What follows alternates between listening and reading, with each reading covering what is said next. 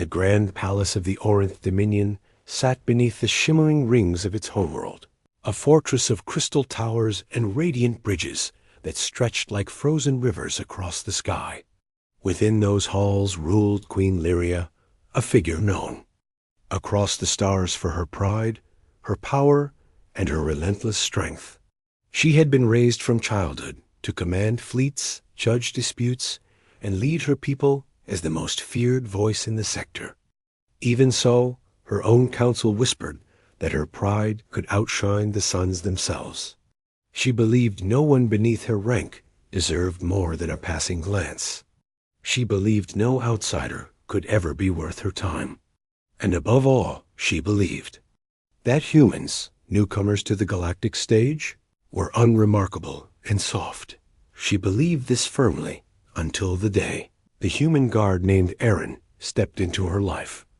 He arrived after a political agreement between Earth and the Orinth Dominion. Humans would send a small group of elite guards to serve within the Queen's inner security circle as a symbolic gesture of trust. Most expected the Queen to object. She did not. She simply waved a hand and commanded that the humans be tested. If they failed, she would send them back. If they passed, she would tolerate their presence. No more, no less. Aaron was among those who arrived.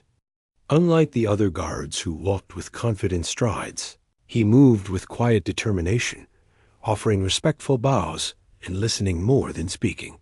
While others carried polished weapons with pride, he treated his equipment like delicate tools. He did not laugh loudly or boast. He stood in silence, observing everything with thoughtful eyes. When he first approached the Queen's throne, Lyria barely spared him a glance. She had already dismissed the humans in her mind, treating them as placeholders in the grand play of politics. Yet something about the way Aaron bowed, not out of fear, but out of sincere respect, made her pause. He spoke his greeting with a soft voice and lowered gaze. She raised one brow, surprised that he did not try to impress her. She found it strange. She found it curious. She found it slightly irritating that her first words to him were sharp. She asked why a human like him believed he could protect a queen of her power.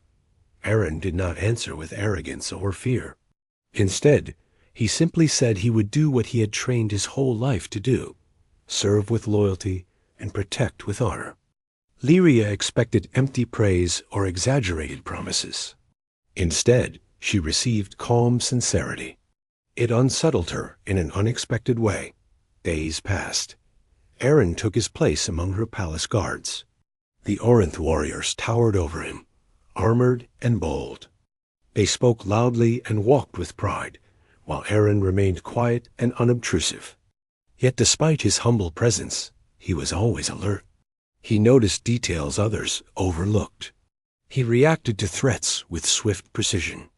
Some guards scoffed at his calm personality, but none could accuse him of carelessness.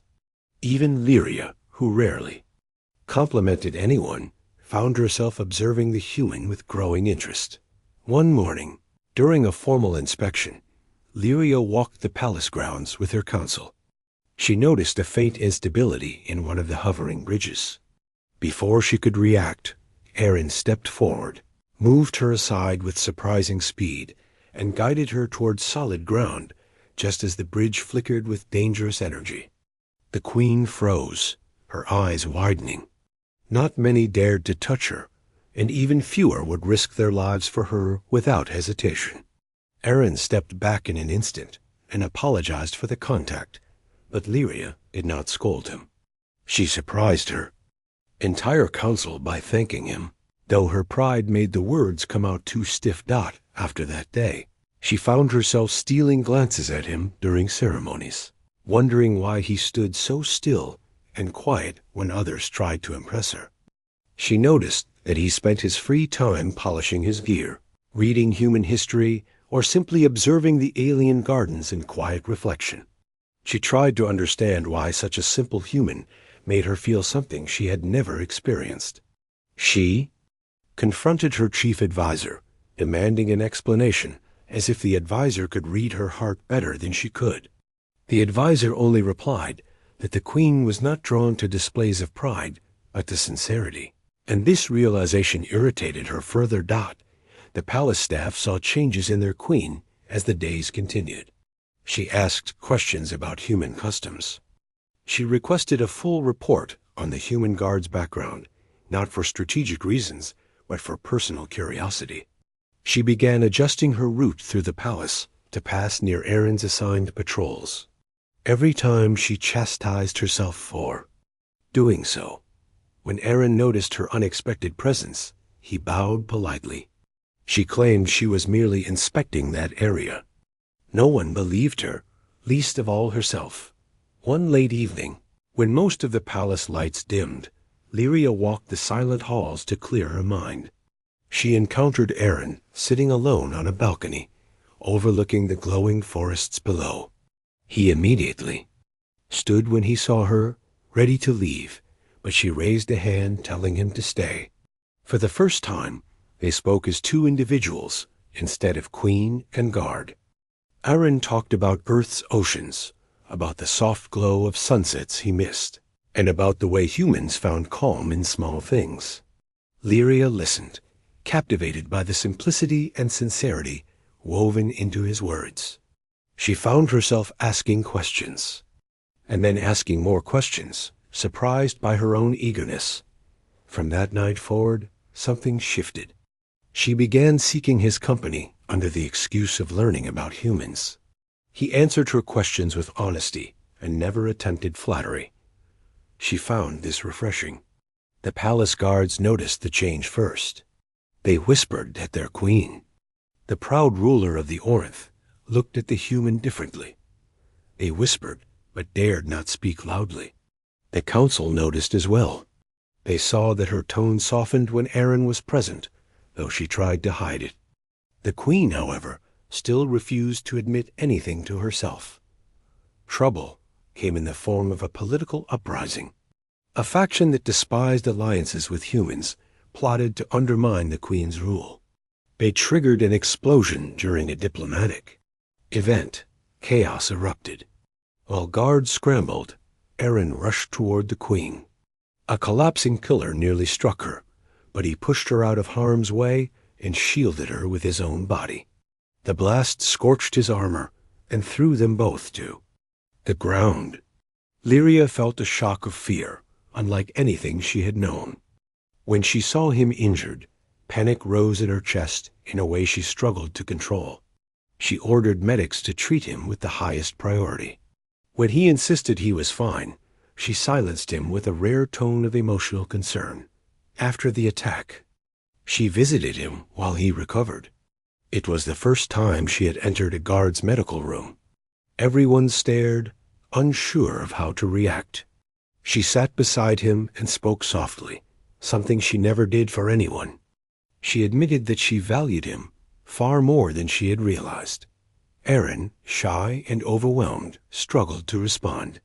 But he met her gaze and said that protecting her was not just duty to him anymore. It was personal. When he said this, Lyria felt something warm and unfamiliar grow inside her. For the first time in her life, she did not feel the need to hide it. A few days later, she summoned the entire council. She stood before them with a steady voice and declared that she wished to elevate Aaron to a new position, one of highest trust. Gasps filled the chamber. Some protested. Some warned that the people might question her judgment. But she silenced all objections with a single command. She made it clear that the human had proven loyalty that surpassed all expectations. She would not allow prejudice or tradition to dictate her decisions. The announcement spread across the Dominion. Some reacted with awe, some with shock, some with confusion. But all knew that the human guard had earned the queen's respect in ways no one could deny. As weeks passed, Aaron adjusted to his new status. He walked beside the queen more often. They shared private discussions about the future. She admitted that he brought balance to her pride, teaching her patience and grounding her fierce spirit. He admitted that he admired her strength and the honor with which she led her people. What began as curiosity and quiet admiration deepened into something neither could ignore. Eventually, during a quiet evening in the palace gardens, Lyria stopped walking and turned toward him. She spoke with a voice free of arrogance for once. She told him that she had traveled countless worlds, met countless commanders, and faced countless dangers, but nothing had surprised her as much as the way he made her feel. Aaron listened, shocked and speechless. She took a step closer and told him that she had fallen for him, the shy human who had walked into her life with quiet strength. Aaron's heart raced.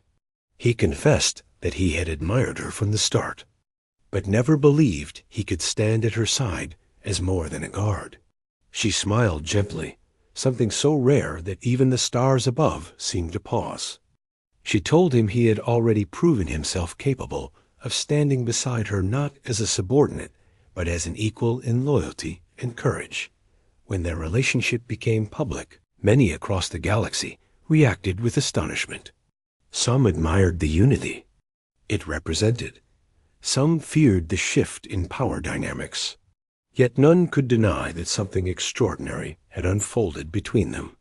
An arrogant queen had opened her heart. A shy human had risen beyond expectations. Together they symbolized a bond stronger than politics or pride. Under their shared leadership, the alliance between Earth and the Orinth grew stronger.